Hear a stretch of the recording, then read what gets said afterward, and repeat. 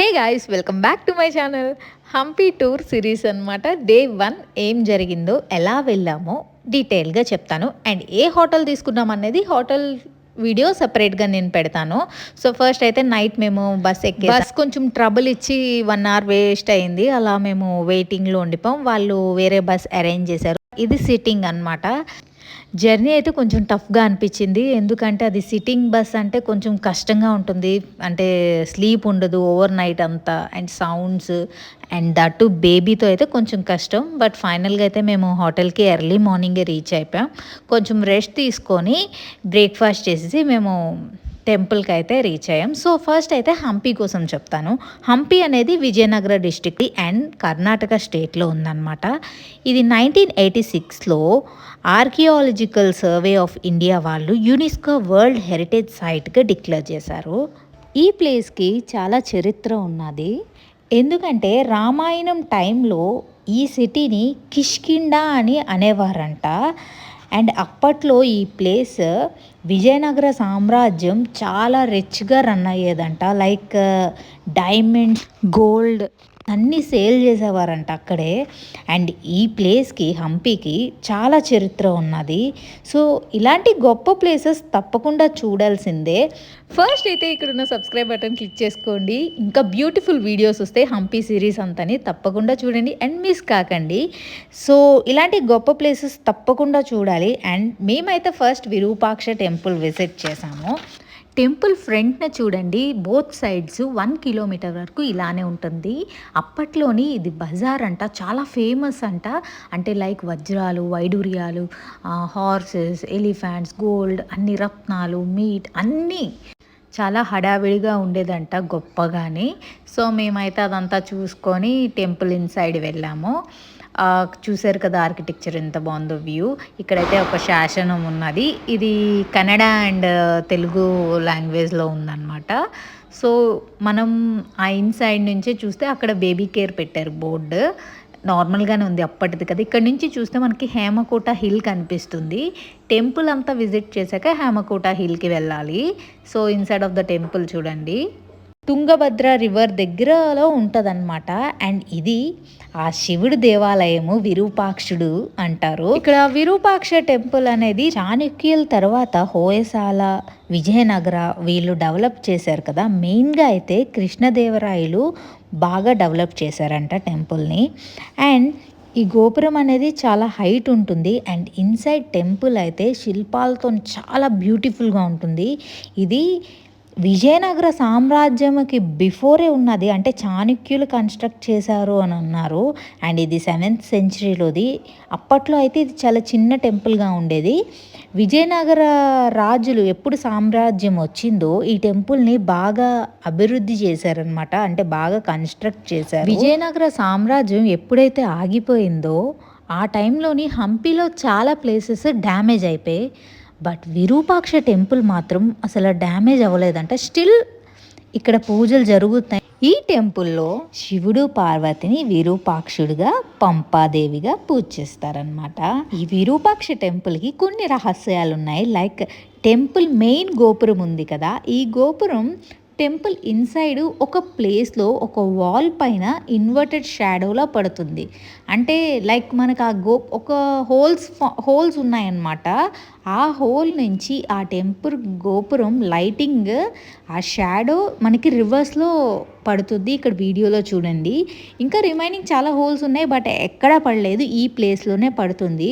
So అదొక అద్భుతం అన్నమాట. ఇది పిన్ హోల్ మెథడ్ యూజ్ చేశారు అంటారు. ప్రతి సంవత్సరం ఉగాది రోజు గర్భగుడిలో ఉన్న శివుడి పైన సూర్యకిరణాలు పడతాయంట. ఈ టెంపుల్లోనే చుట్టుపక్కల చాలా మండపాలు ఉంటాయి. ఈ మండపాలు ఏంటంటే అప్పట్లో భక్తులు, రాజులు, వీళ్ళు విదేశీయులు ఎవరు వచ్చినా అక్కడ రెస్ట్ తీసుకుండేవారంట. మనకి ఇప్పుడైతే హోటల్స్ అవన్నీ ఉన్నాయి కదా. సో అప్పట్లో అయితే మాత్రం టెంపుల్స్లోనే స్టే చేసేవారంట. ఎండగా ఉంది కొంచెం.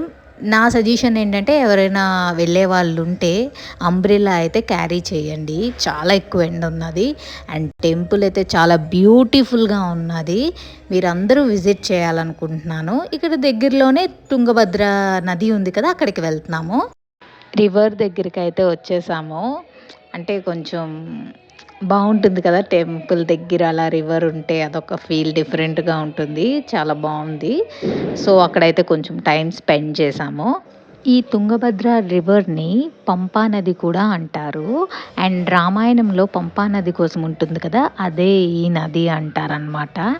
అండ్ ఈ నదిని పంపా నది అంటారు కాబట్టి ఇక్కడ అమ్మవారిని కూడా పంపాదేవి అని పిలుస్తారనమాట. పంపా క్షేత్రం అని కూడా అంటారు.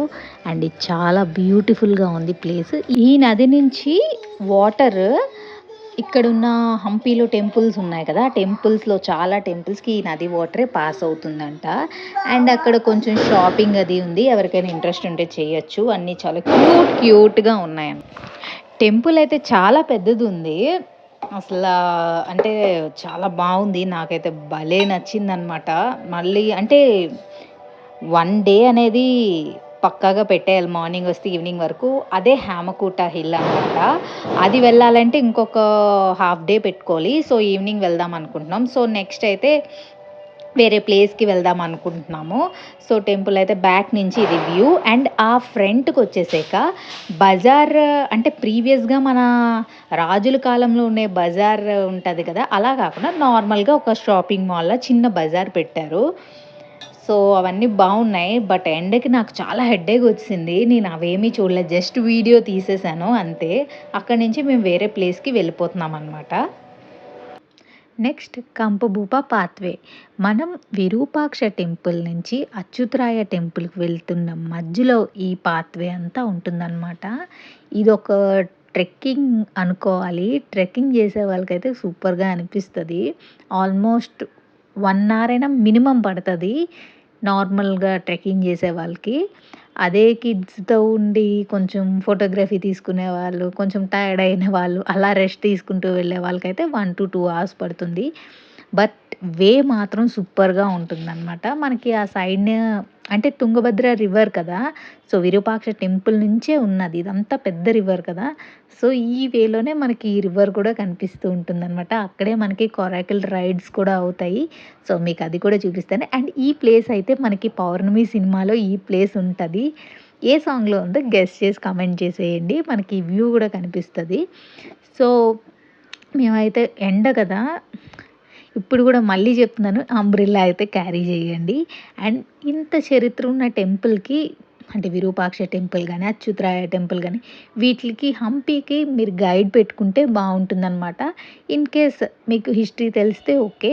సో, ఈ పాత్‌వేలోనే మనకి పెద్ద పెద్ద గృహలు, పెద్ద పెద్ద బండరాళ్ళు, మండపాలు అన్నీ కనిపిస్తాయన్నమాట. ఇవన్నీ చూడండి, ఇది అప్పట్లో బజార్ ఉండేది అదంతాని. అసలు ఇదంతా చూస్తే ఆ సామ్రాజ్యం అసలు అప్పుడెలా ఉండేది, ఆ విజయనగర రాజులు, అబ్బా! సూపర్‌గా ఉంది కదా! మొత్తం అంతా అంతా బజారే. సో, మనకి పాత్‌వేలో అంట అప్పట్లో వాళ్ళకి చాలా ఇంపార్టెంట్ వే అంట ఇది. చాలా ఫెస్టివల్స్ అయినప్పుడైతే ఇక్కడ ఊరేగింపులు జరిగేవంట. యాత్రికులు, సైనికులు, వ్యాపారులు అందరూ ఉండేవారంట అక్కడ. సో, అక్కడి నుంచయితే మేము అచ్యుతరాయ టెంపుల్‌కి ఫైనల్‌గా వచ్చేసాము. టెంపుల్ చూడండి ఎన్ని ద్వారాలున్నాయో, 3 ఉన్నాయన్నమాట. డైరెక్ట్‌గా ఎంట్రన్స్ లేదు. సూపర్‌గా ఉందది. చాలా డిస్టెన్స్‌లో ఉన్నది. అక్కడ ఇన్‌సైడ్ ఉన్నది. అలా 3 మండపాలు దాటుకొని నేను వెళ్ళాను. టెంపుల్ చూడండి ధ్వంసం అయిపోయినా ఎంత బ్యూటిఫుల్‌గుందో అసలా. అంటే చాలా పెద్దది ఆ సామ్రాజ్యం. అలానే ఈ టెంపుల్స్ కూడా అలానే ఉన్నాయి. ఇక్కడ ప్రతి టెంపుల్‌కి బయట బజార్ అయితే కన్ఫర్మ్. అది చూడండి అదంతా బజార్ అన్నమాట. సో, ఆ బజార్ కూడా చాలా సందడిగా, హడావిడిగా ఉండేదంట విజయనగర సామ్రాజ్యం పరిపాలన ఉన్నప్పుడు.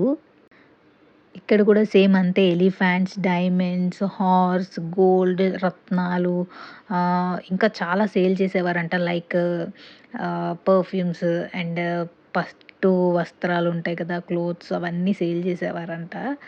సో, చాలా హడావిడిగా ఉండేదంట. ఈ టెంపుల్ అయితే 16థ్ సెంచరీలో కట్టారు. విజయనగర రాజు కన్‌స్ట్రక్ట్ చేయిచ్చారంట. మెయిన్ మండపంలో అయితే విగ్రహం లేదు. విష్ణుమూర్తి రూపం ఉండేదంట. సో, పీఠం అయితే ఒకటున్నది. అండ్ చూడండి అన్నీ బ్రేక్ అయిపోయి ధ్వంసం చేసేసారు. ఎవరు చేశారనేది ఏంటంటే 1565లో తల్లికోట యుద్ధంలోని విజయనగర సామ్రాజ్యం ఓడిపోయిందంట. అప్పుడు ఇది ఎప్పుడైతే ఓడిపోయిందో ముస్లిం సుల్తాన్స్ ఉన్నారు కదా! వాళ్ళు ధ్వంసం చేసేసారంట ఆ వార్ తర్వాత. సో, విజయనగరం సామ్రాజ్యం అనేది అక్కడితో ఆగిపోయింది. ఇంకా కంప్లీట్‌గా అంతా బ్రేక్ చేసేసి అలా చేసేసారు. బట్ టెంపుల్ అయితే చాలా బావుంది. కొంచెం బాధ అనిపిచ్చింది నాకు. ఇంత గొప్ప టెంపుల్‌ని అసల ఎలా చేశారు అని. చాలా పెద్దది. వీడియోలో చూస్తే మీకు కూడా అర్థం అవ్వాలి. అయన్నీ మ్యూజికల్ పిల్లర్స్ అన్నమాట.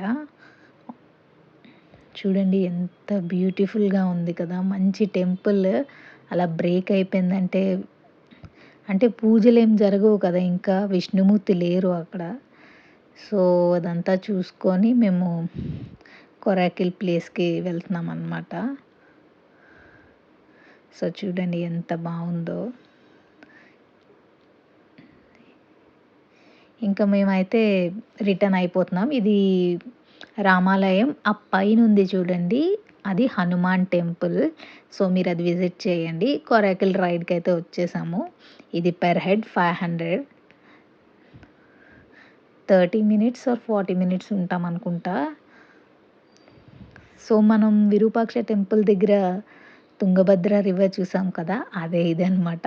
సేమ్ ఆన్ ద వే కాబట్టి ఇది మనకి రివర్‌లో. ఎండలో కదా టైర్డ్ అయిపోయామనమాట. సో, అంబ్రెల్లా అయితే క్యారీ చేయండి. యాక్చువల్లీ వాళ్ళొక రౌండ్ వేస్తారు. దానివల్ల నాకు కొంచెం కళ్ళు తిరిగి టైర్డ్ అయ్యాను. సో, మేము డైరెక్ట్‌గా రూమ్‌కి వెళ్ళిపోయాం. హేమకుట హిల్ చూడలేదు. మీరు మాత్రం హేమకుట హిల్ చూసుకొని ఆ ఫస్ట్ డే కంప్లీట్ చేసేయండి. సో, ఇంకా రూమ్‌కొచ్చేసాను.